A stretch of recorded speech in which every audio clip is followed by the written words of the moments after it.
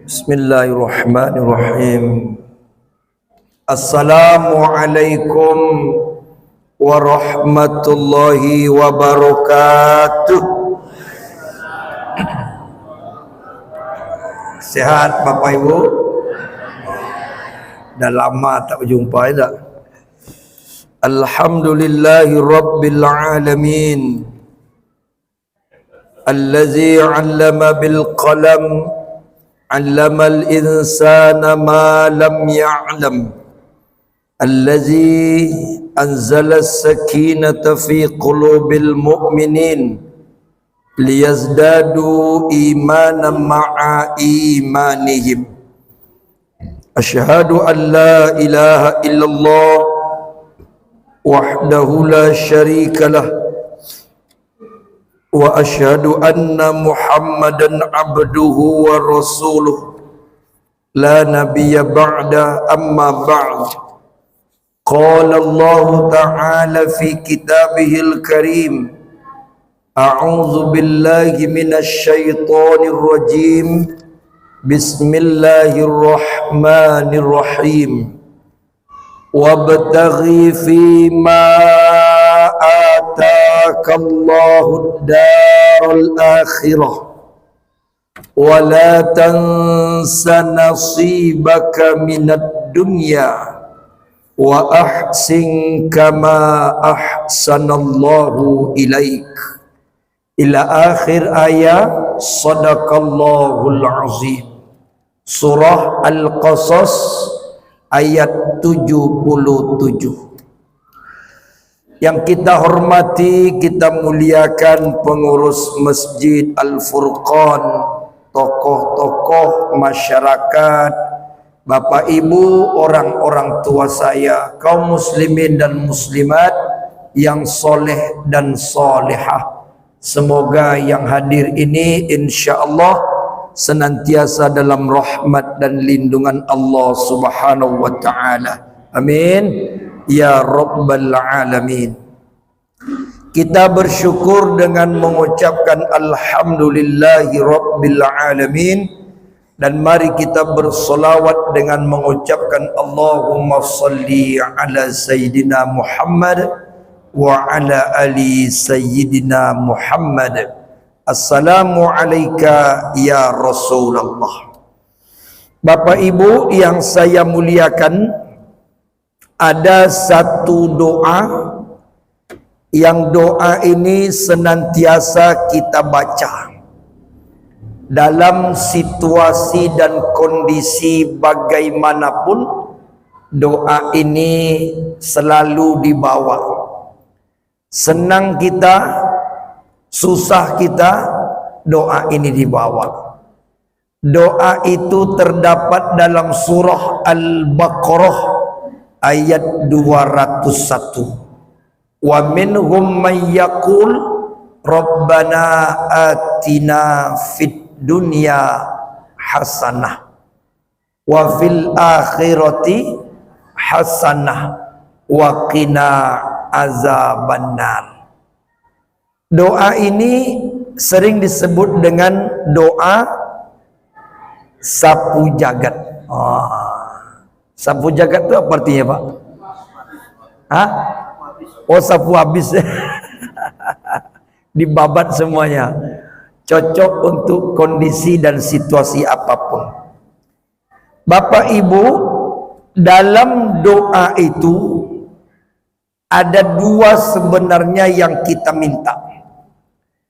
Yang pertama adalah fid dunya hasanah, kebahagiaan di dunia. Yang kedua wa fil akhirati hasanah, kebahagiaan di akhirat. Dunia bahagia, akhirat juga bahagia. Di kedua-duanya bahagia. Ada pula orang bilang begini, biarlah susah menderita di dunia, asalkan bahagia di akhirat. Rupanya di dunia sengsara, di akhirat pun sengsara. Itu tidak konsep Islam. Konsep Islam itu dunia bahagia. Dan itu doa ada dalam Al-Quran. Allah yang ngajar. Tidak ada dalam doa itu, ya Allah, biarlah aku menderita di dunia nih, asalkan besok masuk surga. Belum tentu. Dunia harus bahagia. Nah, Bapak Ibu, maka malam ini kita akan mengkaji dan berbincang tentang makna bahagia dalam pandangan Islam. Bapak Ibu yang hadir ini kira-kira sudah bahagia belum?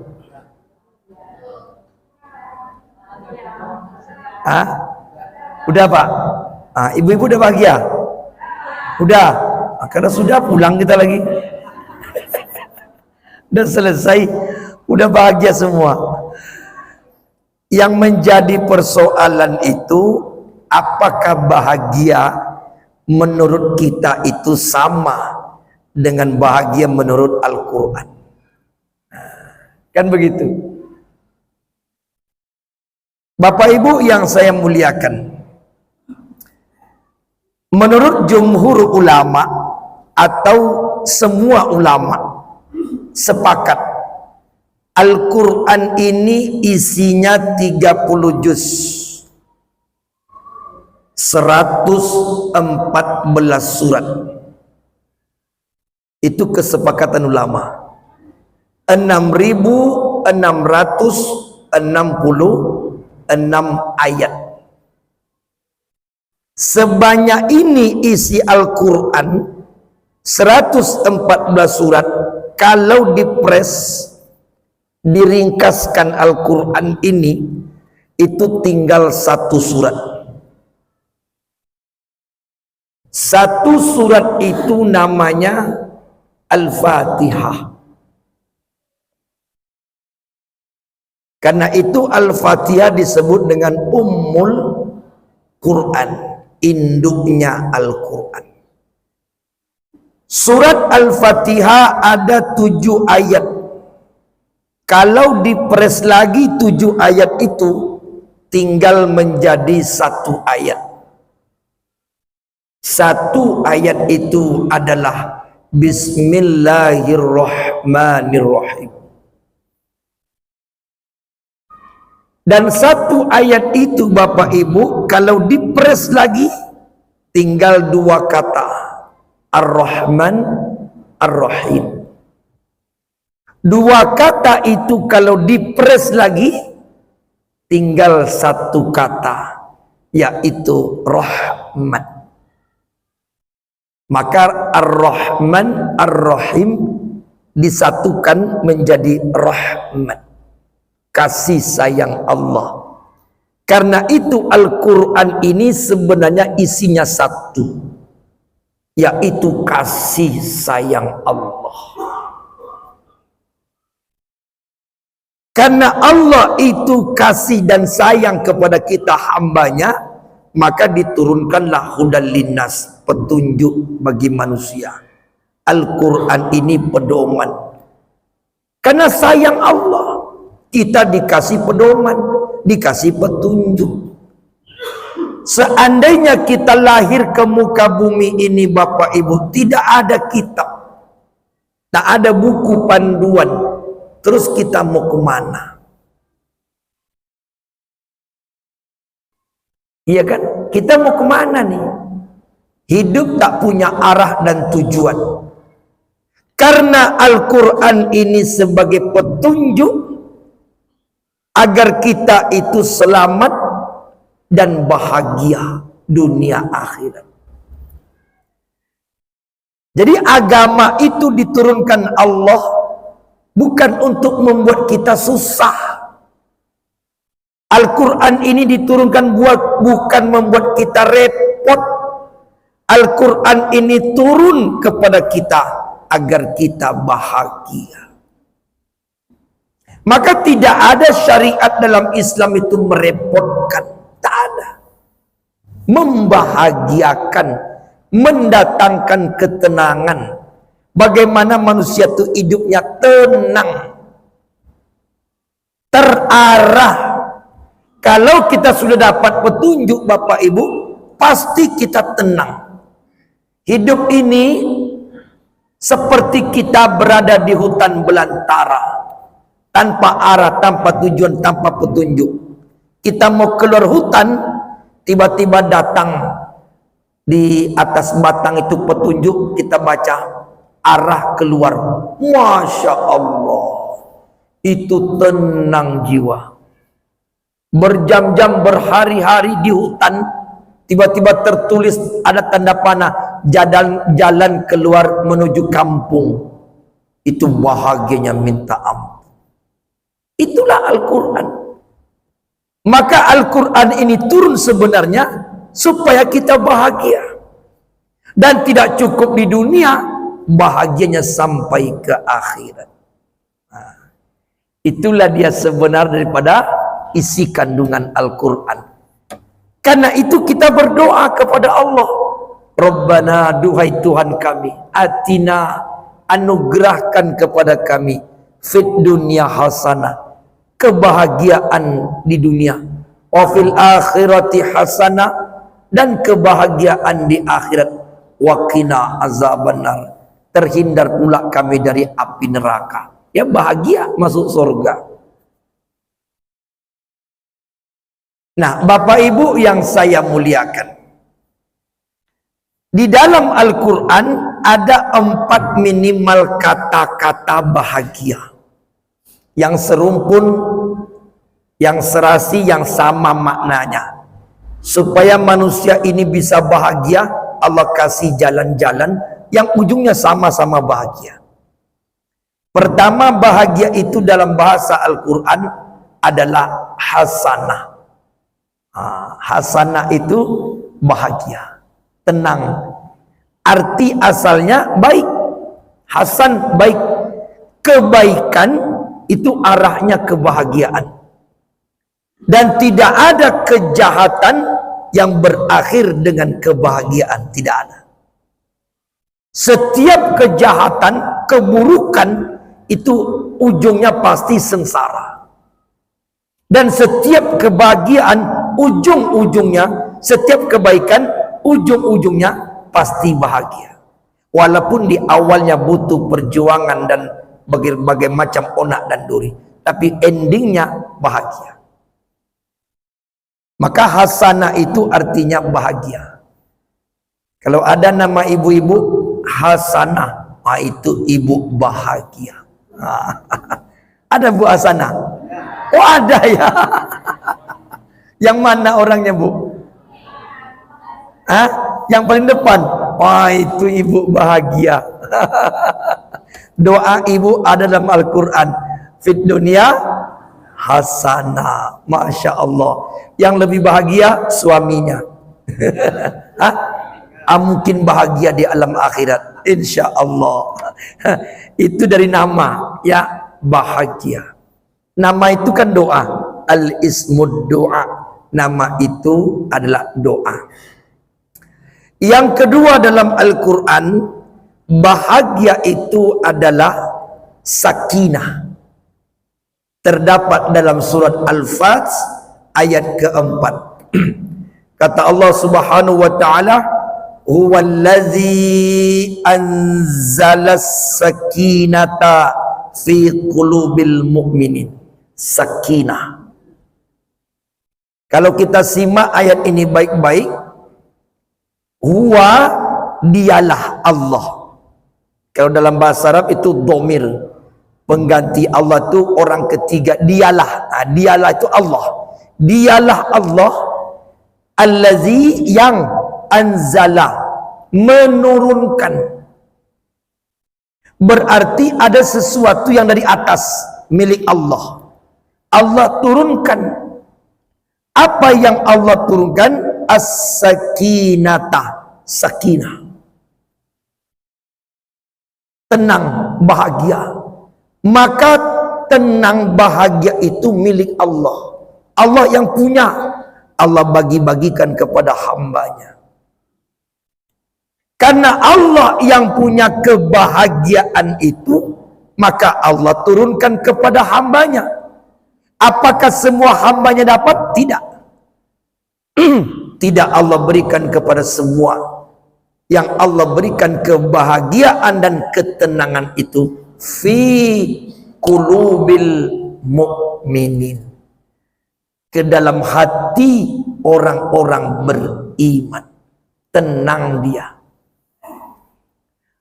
Dalam kaidah usul fikih, al-aslu mafhum mukhallafa, pemahaman sebaliknya, orang yang tidak beriman hatinya kepada Allah, demi Allah tidak akan tenang hidupnya selama-lamanya. Maka tidak ada orang kafir hidupnya bahagia, tak ada. Bohong kalau dia bahagia, bohong. Bohong kalau hidupnya tenang. Tapi kalau senang, ya.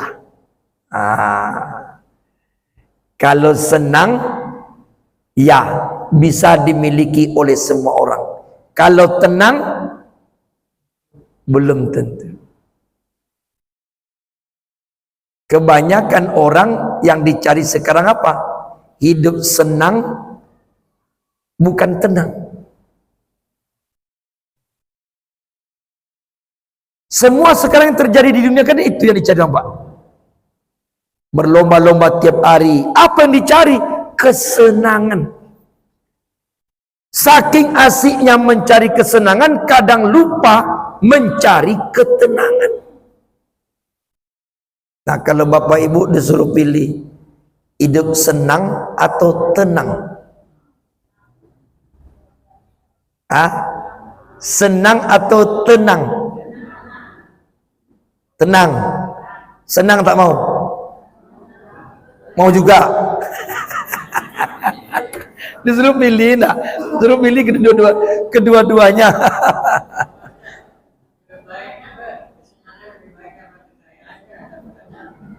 Gimana Pak Imam? Kesenangan lebih baik daripada kekayaan. Kesenangan atau ketenangan? Kesenangan lebih baik daripada kekayaan. Sedangkan kekayaan kunci kesenangan. Bagaimana bisa lebih baik? Bagaimana orang bisa senang tanpa kekayaan? Tidak bisa.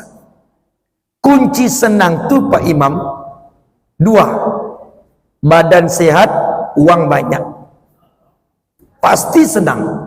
Saya yang menjamin. Demi Allah, orang kalau badan sehat, uang banyak, pasti senang. Punya jet pribadi, mobilnya Rolls Royce 200 miliar, orang senang. Namanya juga orang senang. Uang tak terhitung, tak berseri, senang. Ribuan triliun punya. Pagi sarapan di Singapura, siang makan di Prancis, tidur malam di Dubai. Senang tak? Senang. Tapi tenang tak? Nah, di situ kenanya. Belum tentu senang itu mendatangkan ketenangan. Jadi kalau ada orang buat kalimat lebih baik hidup senang tanpa kekayaan, itu tidak mungkin. Karena kesenangan itu kuncinya uang. Tapi kalau ketenangan, iman. Nah, itu bedanya. Kalau orang Minang, lain lagi. Pernah dulu saya sampaikan, orang senang itu 4 cirinya. Makan batang buah, lalu bakar ruah, apa lagi? Ciri lah. Bahasa halusnya apa? Buang air. Masa ciri? Buang air. Lebih halus lah ya, apa kedua ya. Makan batang buah, lalu bakar ruah, buang air lah suah. Satu lagi apa Bu? Sudah. Lalu bakar ruah, makan batang buah, Buang air lah suah. Satu lagi apa? Bini batang buah. Berarti 5 tuh Pak. Tentu nanti istri ngomong, laki batang buah loh Ustaz. Yang keempat, saku panuah. Saku panuah itu apa artinya Bu? Piti banyak, pasti senang. Pasti senang. Ingat ya, senang. Maka senang itu siapa saja bisa memiliki. Orang kafir sekalipun dia bisa hidup senang. Tetapi Allah tidak akan berikan ketenangan kepada orang yang hatinya tak beriman. Yang lebih bagus itu hidup tenang dan senang. Oh, itulah surga dunia itu. Senang, tenang, taat kepada Allah, rajin ibadah, sedekah nomor 1, tahajud tiap malam, uang banyak, kebun luas, badan sehat. Masya Allah. Kalau gitu, itu dah surga dunia itu. Kemana-mana tinggal telepon pilot. Lot, ya, antar saya ke Jerman sebentar lah. Ada mau beli pena tuh. Hanya beli pena ke Jerman. Uang banyak. Nggak habis-habis. Itu senang. Tapi rajin ibadah. Wah, dapat ketenangan dari Allah Subhanahu wa ta'ala. Nah, itu makna fid dunya hasanah. Di dunia ini hidup bahagia. Nah, terdapat juga di dalam surat Ar-Rum ayat 21. Kata-kata sakinah. Wa min ayatihi an khalaqalakum min anfusikum azwaja litaskunu ilaiha wa ja'ala bainakum mawaddah wa rahmah inna fi zalika laayatil liqaumi yatafakkarun. Ar-Rum ayat 21 sering dibaca ketika orang-orang menikah. Wa min ayatihi, dan di antara tanda-tanda kebesaran Allah bahwanya diciptakan dari jenismu sendiri pasangan hidup suami istri menikah. Maka menikah itu adalah tanda-tanda kebesaran Allah. Yang jadi pertanyaan, nikah itu tujuannya apa? Ini yang hadir ini sudah pernah menikah?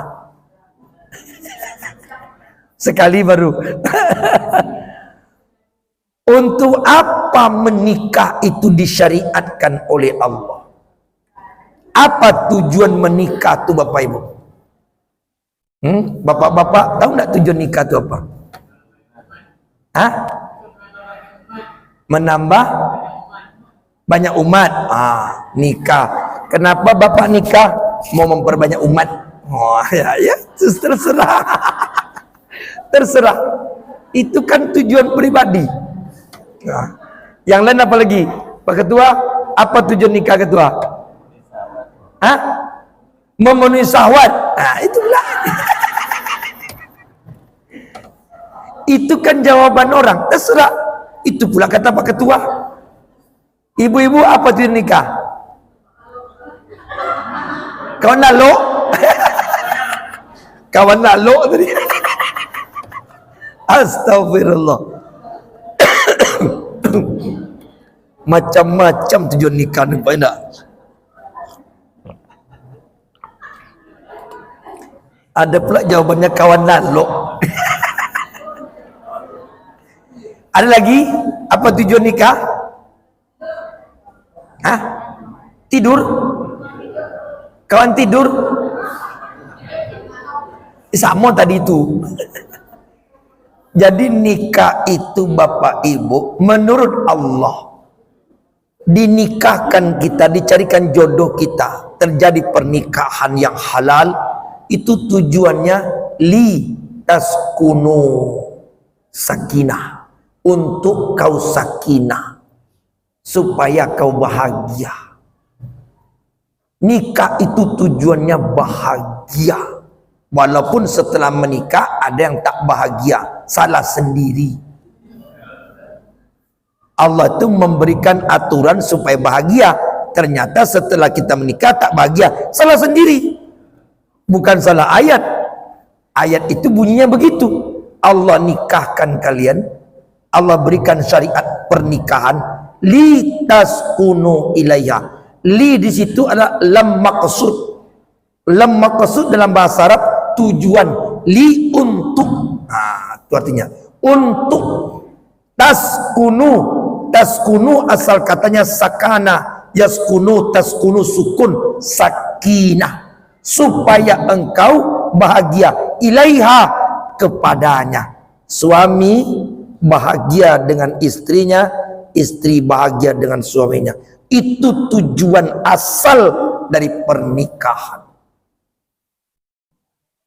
Saya ada membantah pendapat orang di medsos. Dia menyampaikan ceramah singkat. Saya komentar.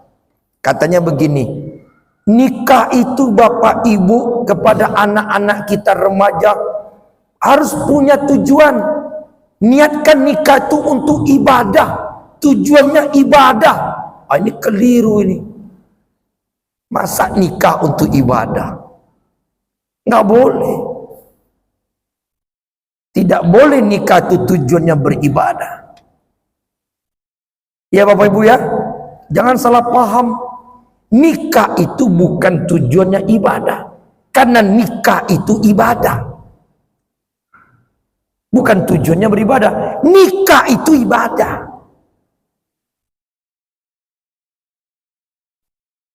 Apa namanya? Perbuatannya itu, perbuatan nikah itu ibadah. Bukan tujuan. An-nikahu sunnati. Faman lam ya'mal min sunnati falaysa minni. Nikah itu sunnahku. Siapa yang tak beribadah seperti sunnahku bukan umatku. Dan nikah itu adalah ibadah. Bahkan nikah itu ibadah yang termasuk paling besar. Digambarkan oleh Nabi, jika dipersentasekan ibadah itu 100%, ibadah itu semuanya 100%, nikah itu 50%. Yang 50% lagi solat, puasa, zakat, haji, umroh. 50% sudah terpenuhi ibadah dengan pernikahan. Bahkan nikah itu ibadah terpanjang, terlama. Solat paling lama Bapak Ibu 1/4 jam, masuk zikir dan doa, tambah solat sunat, selesai 1/4 jam. Habis, assalamualaikum. Puasa paling lama 1 bulan, Ramadan yang wajib. Setelah itu tak ada Ramadan, tunggu tahun depan. Tak bisa lagi ada Ramadan kedua kali, tak sah. Haji sekali setahun, itu pun paling lama 3 hari 4 hari, selesai. Mau haji lagi, tak bisa. Tunggu tahun depan. Zakat sekali setahun, datang haul, datang nisab, bayar zakat. Sebentar, akad selesai. Tapi nikah seumur hidup. Sejak akad nikah diucapkan, aku terima nikah fulana binti fulan dengan mas kawin 3 kilogram emas tunai. Misalnya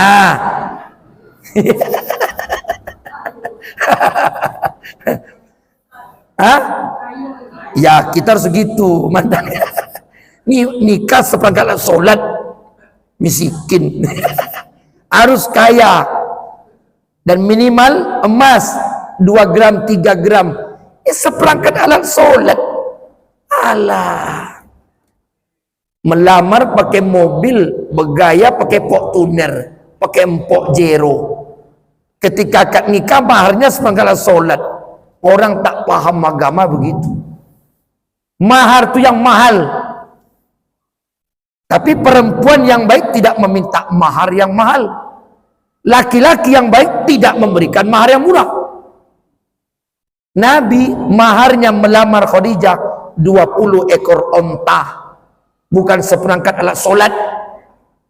Nabi itu artinya barang benda berharga. Bu,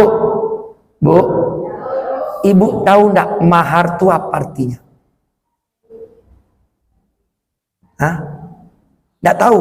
Makanya terima aja. Sebagai solat. Mahar itu artinya modal hidup untuk istri dalam bentuk penghargaan dan kemuliaan perempuan. Jika setelah akad nikah terjadi meninggal suami, 3 hari nikah meninggal suami, istri tak ada kerja, nih mahar bisa dijual, bisa dipakai, bisa untuk modal hidup, minimal bertahan beberapa hari menjelang dapat pekerjaan baru. Ini seperangkatlah solat. Mati laki mau jual kemana? Ibu beli telekung, bu, tak telekung saya banyak. Bapak beli telekung, tak beli telekung, tidak laku. Nah, siapa yang kemarin nikah seperangkat solat, ulang lagi.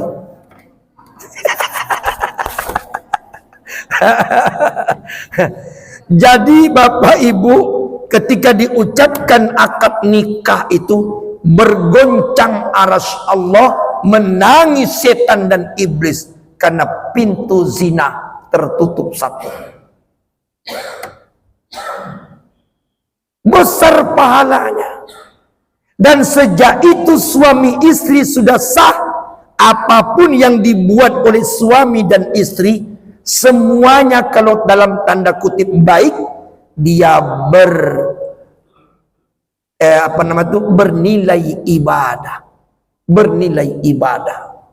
Walaupun tak solat, tak waktu solat tak solat, tapi ibu menyuci, mengepel itu ibadah karena ada suami. Bapak bekerja berangkat dari rumah mencari nafkah, ada istri, ada anak yang dinafkahi, pulang dari kerja, maka gugurlah semua dosa-dosanya. Seandainya summa yudrikul maut, datang kematian di tengah jalan, dia mencari nafkah, mati syahid. Laki-laki yang bekerja, ibadah tak ditinggalkan untuk istri dan anak-anaknya, dia sedang bermujahadah, berjihad. Itu bedanya kalau bujang, dia bekerja untuk diri dia, nilainya rendah. Tapi ketika dia menanggung istri, menanggung anak, bentuk nafkah, di situ nilai ibadahnya. Ibu-ibu dari pagi, dari subuh, udah kerja ini, kerja ini, kerja itu untuk suami, untuk anak, untuk ini. Capek jam 10, sudah masak, selesai menyapu, ngepel, tertidur ibu. Menjelang datang waktu zuhur, tidurnya istri, gugur dosa-dosanya. Selama ibu tidak merepet-repet. Tapi kalau nyuci merepet, masak merepet, ngepel merepet, hilang pahalanya. Tidur saja gugur dosa. Tapi ibu-ibu jangan salah paham, pulang ceramah nih langsung tidur. Mama kok tidur terus, saya perhatikan, kata Ustadz. Tidur seorang istri itu gugur dosa-dosanya. Bukan tidur terus, tidur karena capek, lelah. Masya Allah, itu berlaku orang yang berkeluarga. Nikah itu ibadah, tujuannya bahagia. Itu dia. Maka haram hukumnya seorang ayah dan ibu kandungnya memaksa anaknya menikah dengan orang yang tidak dia sukai. Karena nikah itu litaskunu ilaiha wa ja'ala bainakum mawaddah warahmah. Dia bisa bahagia kalau ada mawaddah. Apa itu mawaddah? Cinta, suka, senang dengan pasangannya. Warahmah, ada kasih dan sayang. Datang tamu, ini contoh, datang tamu macam-macam dibawanya. Anak gadis di rumah, anak cantik pula Pak. Tentu banyak yang melirik. Berulang-ulang tamu datang. Terakhir datanglah tamu. Dipanggil anak, nak tolong buatkan minuman tamu ya. Bawa kue-kue yang ada. Wah, kenalkan nak, ini tamu. Pak, ini ada anak gadis saya. Ini. Pulang. Masuk lagi kamar tuh ke dapur. Pulang tamu. Pakai ini, pakai itu, pakai pengawal. Pulang. Panggil anak. Nak, ya ma, Pak. Duduk. Kamu tahu enggak siapa tamu yang datang tadi? Tak tahu. Itu calon suamimu. Hah? Misalnya. Kaget anak gadis. Enggak lama. Setua itu untuk saya. Jangan lihat tuanya. Jangan lihat tuanya. Enggak lah, itu kan udah kakek-kakek orang. Jangan lihat kakeknya. Ini demi masa depanmu nak. Pendek ma. Berapa umurnya ma? Baru 70 tahun. Dipaksa nikah sama anak gadis. Ternyata anak tidak suka. Tak mau menolak. Apa kata mama papanya? Kalau kau tak nikah dengan dia, jangan kau anggap kami ni orang tuamu. Wah, tersudutlah anak. Terpaksa pesta besar dibuat. Waktu disandingkan dengan suami istri, si kakek tanpa gigi dia ketawa. Dapat pasangan muda. Si anak gadis menangis akan tidur sama atu-atu.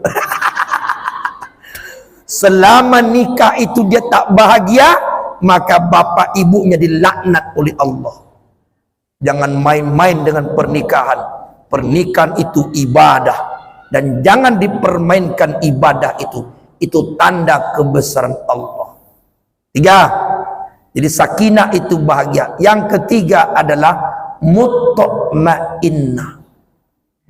Ya ayyatuhan nafsul mutma'innah irji'i ila rabbiki radiyatan mardiyah fadkhuli fi ibadi wadkhuli jannati. Al-Fajr ayat 27 sampai 30. Bahagia itu kata Allah mutma'innah. Hati jiwa yang tenang. Itu bahagia. Kemana perginya? Fadkhuli jannati. Masuk ke dalam surga. Maka ada dua kata. Pertama bahagia, yang kedua surga. Lalu timbul pertanyaan, surga itu di mana sebenarnya? Bapak Ibu, surga itu di mana sebenarnya? Surga itu ada di mana-mana. Di mana hati kita bahagia, itulah surga. Saat kita wafat masuk alam barzah, ada dua yang ditawarkan Allah. Raudatam min riyadil jannah atau hufratam min hufarin niron. Di mana kita bahagia? Taman surga, itulah surga. Ketika datang kiamat, ada dua tempat ditawarkan Allah. Jannah dan an-nar. Di mana orang bisa bahagia? Di jannah. Itulah surga yang hakikatnya abadi. Di dunia, di mana surga? Di mana hati kita bahagia. Itulah surga. Rumah bisa jadi surga kalau suami, istri, anak-anak bahagia. Sering disebut orang baiti jannati. Rumahku surga bagiku. Sekaligus rumah bisa jadi neraka. Tergantung penghuninya. Di mana lagi surga? Di mana kita kumpul dengan kawan, dengan sahabat. Jika dapat kawan yang satu hati, satu rasa, seia, sekata, satu nasib, satu penanggungan. Kata orang sekarang, satu frekuensi bahagia. Itu surga. Tapi kalau kita kumpul-kumpul, ada yang nyindir-nyindir kita, nyinggung-nyinggung kita, keluar. Jangan kumpul di situ lagi, itu neraka. Ngapain duduk di tempat neraka? Banyak tempat lain di mana kita bisa bahagia. Apakah itu tak memutuskan silaturahmi, Pak Ustaz? Bukan. Memutuskan silaturahmi konsepnya al-udwan, permusuhan. Itu bukan permusuhan. Kita menghindar dari tempat yang tak nyaman untuk menjaga hati, agar hati kita tidak rusak. Kita menghindar. Dan yang terakhir adalah bahagia itu as-sa'adah. Arba'atum minas sa'adah. 4 kata Rasulullah tanda orang bahagia. Siapa 4 ini? Besok kita sambung insya Allah. Mohon maaf lahir batin. Demikian mohon maaf. Subhanakallahumma wa bihamdika asyhadu an la ilaha illa anta astaghfiruka wa atubu ilaik. Wallahu a'lam bisawab. Wassalamu alaikum warahmatullahi wabarakatuh.